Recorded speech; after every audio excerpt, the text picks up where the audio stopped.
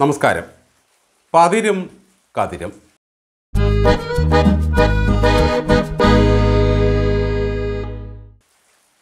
ഒറ്റ വാശിക്ക് കിണറ്റിൽ ചാടാം, 100 വാശിക്ക് തിരിച്ചു കയറാൻ പറ്റില്ല. ഇതെല്ലാ മനുഷ്യർക്കും വേണ്ട ഒരു തിരിച്ചറിവും പാഠവുമാണ്.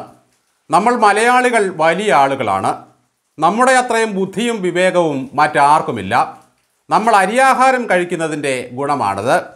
ഇങ്ങനെയൊക്കെ വെറുതെ അങ്ങ് ധരിച്ചു കളയുകയാണ് നമ്മൾ.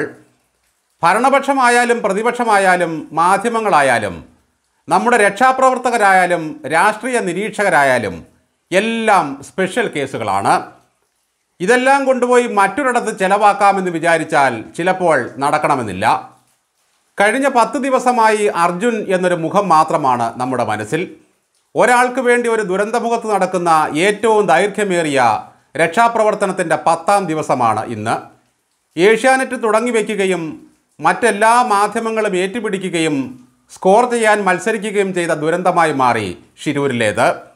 ഈ അപകടം നടന്നത് കേരളത്തിലായിരുന്നെങ്കിൽ അർജുൻ 2ാം ദിവസം വീട്ടിലിരുന്ന് TV കണ്ടേനേമെന്ന റിപ്പോർട്ടറിലെ സുജയ പാർവതിയുടെ നിരീക്ഷണം മുതൽ അരുൺകുമാർ ആവേശത്തോടെ നേരിട്ടിറങ്ങി ദുരന്ത മുഖത്ത് നിന്ന് ചെയ്ത റിപ്പോർട്ടിംഗ് വരെ നമ്മൾ കണ്ടതാണ്. കേരളത്തിൽ നിന്നുള്ള മാധ്യമങ്ങളുടെ ഇടപെടൽ കർണാടക സർക്കാരിനെ അലോസരപ്പെടുത്തിയെങ്കിലും അവരതോടെ ഉണർന്നു പ്രവർത്തിച്ചു. ദുരന്തമുഖത്ത് ചെന്ന് അരുൺ ഒരു കീഴുദ്യോഗസ്ഥൻ്റെ പുറകെ നടന്ന് എവിടെ നിങ്ങളുടെ എവിടെ SP എന്ന് ആവർത്തിച്ച് ചോദിക്കുന്നതും ആ മനുഷ്യൻ ഗത്യന്തരമില്ലാതെ ഒഴിഞ്ഞു മാറുന്നതും നമ്മൾ ആവേശത്തോടെ കണ്ടതാണ്. തൊട്ടടുത്ത നിമിഷം അടിപൊട്ടുമെന്ന് വരെ കരുതിപ്പോയി. അത്രയ്ക്ക് വെയിറ്റുള്ള ചോദ്യമാണ് അരുൺകുമാർ ക്ഷോഭത്തോടെ ചോദിച്ചത്.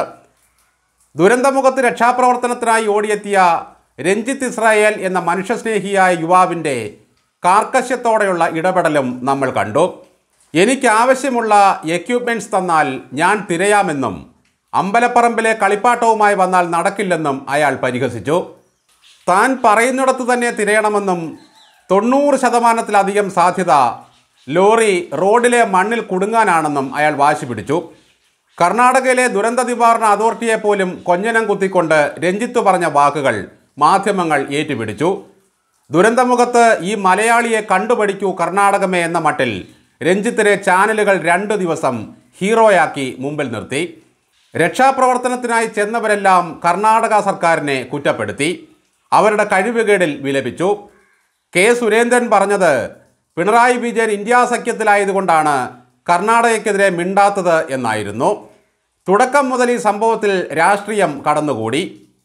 ശരിയായ ദിശയിൽ നടന്ന രക്ഷാപ്രവർത്തനത്തെ വഴിതിരിച്ചു വിടാൻ ഇവിടെ നിന്ന് ചെന്നവരെല്ലാം പരസ്പരം മത്സരിച്ചു. മണ്ണിടിച്ചിൽ, ശക്തമായ മഴ, നദിയിലെ കലക്കൽ, കുത്തൊഴുക്ക് എന്നുവേണ്ട സകല പ്രതിസന്ധികളും കൂടി തമ്പടിച്ച ഒരിടത്തെപ്പറ്റിയാണ് നമ്മൾ നിസാരമായി ഇതുവരെ പറഞ്ഞതത്രയും. അർജുനനെ കണ്ടെത്തുന്നതിനേക്കാൾ കൂടുതൽ ആവേശത്തോടെ ദുരന്തമുഖത്ത് വന്ന് കുത്തിത്തിരിപ്പുണ്ടാക്കിയ അരുൺകുമാറിനെ തിരയുകയാണ് ഇപ്പോൾ ക്യാൻബാറിലെ SP. അയാൾ 24ൻ്റെ മൈക്കിൽ പിടിച്ചു നോക്കിയിട്ട് നിങ്ങളാണോ അത് എന്ന് ചോദിക്കുന്നത് നമ്മൾ കേട്ടു. നോ സാർ, ഇത് 24 ആണ് എന്ന് ഹാഷ്മി ഭയത്തോടെ പറയുന്നു. നിങ്ങളുടെ സുഹൃത്താണോ അയാളെന്ന് ചോദിച്ചാൽ അങ്ങനെ ഒരുത്തനെ ഞങ്ങൾക്കറിയുകയേ ഇല്ല എന്ന് പറഞ്ഞ് മറ്റു മാധ്യമപ്രവർത്തകർ ഒഴിഞ്ഞു പോകും. കാരണം കർണാടക പോലീസിൻ്റെ അടിയും ഒട്ടും മോശമാകില്ല. ദുരന്തമുഖത്ത് അരുൺകുമാർ കാണിച്ച ആവേശത്തെ പേര് പറയാതെ ഏഷ്യാനെറ്റിലെ വിനു വി ജോണും വിമർശിക്കുന്നത് കേട്ടു. ഈ വിഷയത്തിൽ വിദഗ്ധരെയും മിലിറ്ററി ഉദ്യോഗസ്ഥരെയും ക്യാൻവാർ MLAയും ഒക്കെ ഉൾപ്പെടുത്തി ചർച്ച നടത്തി വകതിരിവ് കാണിച്ചത് ഏഷ്യാനെറ്റ് മാത്രമാണ്. അവിടുത്തെ SP അന്വേഷിക്കുന്ന റിപ്പോർട്ടർ ഫെലോ അരുൺകുമാർ ഇനി അങ്ങോട്ട് പോകണമെങ്കിൽ മേക്ക് ഓവർ ഒന്ന് മാറ്റിപ്പിടിക്കുന്നത് നല്ലതായിരിക്കും. സദ്യയിലെ കൂട്ടുകറി പോലെ എവിടെയും വിവാദങ്ങളുടെ കൂട്ടുകറി ഉണ്ടാക്കുന്ന കാര്യത്തിൽ അരുൺ എപ്പോഴും ശ്രദ്ധിക്കാറുണ്ട്. ആയിരക്കണക്കിന് പിള്ളേർക്ക് വെജിറ്റേറിയൻ സദ്യ ഉണ്ടാക്കി നൽകി കലോത്സവങ്ങളെ രുചികരമാക്കിയ പഴയിടം തിരുമേനിയെ വരെ കുപ്പിയിലാക്കിയ പുള്ളിയാണ് ഈ അരുൺകുമാർ. ഈ സവർണനെ മാറ്റി മട്ടൻ വിളമ്പു എന്നായിരുന്നു അന്നത്തെ ആഹ്വാനം. അത് കേട്ടയുടൻ ശിവൻകുട്ടി ഏറ്റുപിടിച്ചു. എങ്കിൽ അങ്ങനെയാകട്ടെ സ്വാഹ എന്ന് പറഞ്ഞു. പിറ്റേ കൊല്ലവും പഴയിടത്തിൻ്റെ പാൽപ്പായസവും പച്ചടിയും വീണ്ടും എല്ലാവരും ചേർന്ന് നക്കി ഏമ്പക്കം വിട്ടതും നമ്മൾ കണ്ടതാണ്. ഇപ്പോൾ അരുൺകുമാർ സ്വയം ന്യായീകരിച്ചും റിപ്പോർട്ടറിൻ്റെ പ്രോഡക്റ്റായി അവതരിപ്പിച്ച രഞ്ജിത്തിനെ ന്യായീകരിച്ചും ഞാൻ ഇതേപടി ഇങ്ങനെ തുടരുമെന്ന് പ്രഖ്യാപിച്ചും സ്വയം രക്ഷാപ്രവർത്തനം തുടരുകയാണ്. ചാനലുകാരെ കണ്ടപ്പോൾ എനിക്ക് രക്ഷാപ്രവർത്തനം നടത്താനുള്ള കോൺസെൻട്രേഷൻ പോകുന്നു എന്ന് പറഞ്ഞ രഞ്ജിത്തിനെയും നമ്മൾ കണ്ടു. ഇപ്പോഴാണ് ആ വാക്കുകളിലെ ഫലിതം ഓർത്തുപോകുന്നത്. ഇസ്രായേൽ ആയാലും പലസ്തീൻ ആയാലും ഓരോ നാടിനും അതിൻ്റേതായ ഭൂമിശാസ്ത്രമുണ്ട്. എനിക്ക് എക്വിപ്മെൻറ്റ്സ് തരൂ എന്ന രഞ്ജിത്തിൻ്റെ ആവശ്യം പരിഗണിച്ച് കർണാടക സർക്കാർ ഇത്രയും നീളൻ കൈയുള്ള എർത്ത് റിമൂവർ എടുത്ത് കയ്യിൽ കൊടുത്താൽ രഞ്ജിത്ത് മാന്തി ഇസ്രായേലിൽ ചെല്ലുമായിരുന്നു.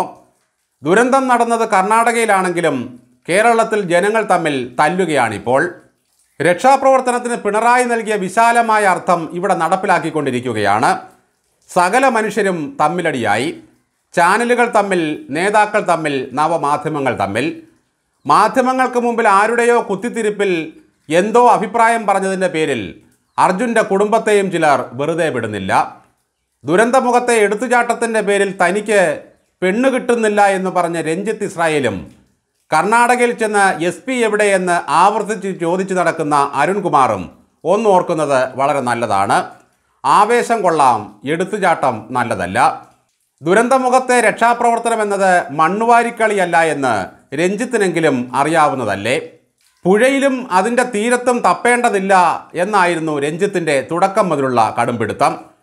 ചില സ്വയം പ്രഖ്യാപിത വിദഗ്ധന്മാർ പറഞ്ഞത് 30 ടൺ ഭാരമുള്ള ലോറി ആയതിനാൽ അത് നിന്നിടത്തു നിന്നും അനങ്ങില്ല എന്നായിരുന്നു. ആയിരക്കണക്കിന് ടൺ ഭാരമുള്ള മണ്ണും പാറയുമാണ് മലയിൽ നിന്നും ഇടിഞ്ഞു വന്നത് എന്നും അത് ലോറിയെ തട്ടിത്തെറിപ്പിക്കാൻ ഇടയുണ്ടെന്നൊക്കെ കർണാടക ടീം പറഞ്ഞിട്ടും അവർ അംഗീകരിച്ചില്ല. ഏറ്റവും ഒടുവിൽ ലോറി ഉടമ പറഞ്ഞത് ഒരു പരാതിയുമില്ല, എല്ലാം നല്ല രീതിയിൽ പോകുന്നു എന്നാണ്. ഇത്രയൊക്കെ ആയിട്ടും ഒരു വാക്ക് പറയാൻ നമ്മുടെ മുഖ്യമന്ത്രിയെ കണ്ടില്ലല്ലോ എന്നതൊക്കെ വേറെ കാര്യം. വെറുതെ കിടക്കുന്ന ഹെലികോപ്റ്ററിൽ കയറി ഒന്ന് പോകാൻ തോന്നാഞ്ഞത് മഹാഭാഗ്യം.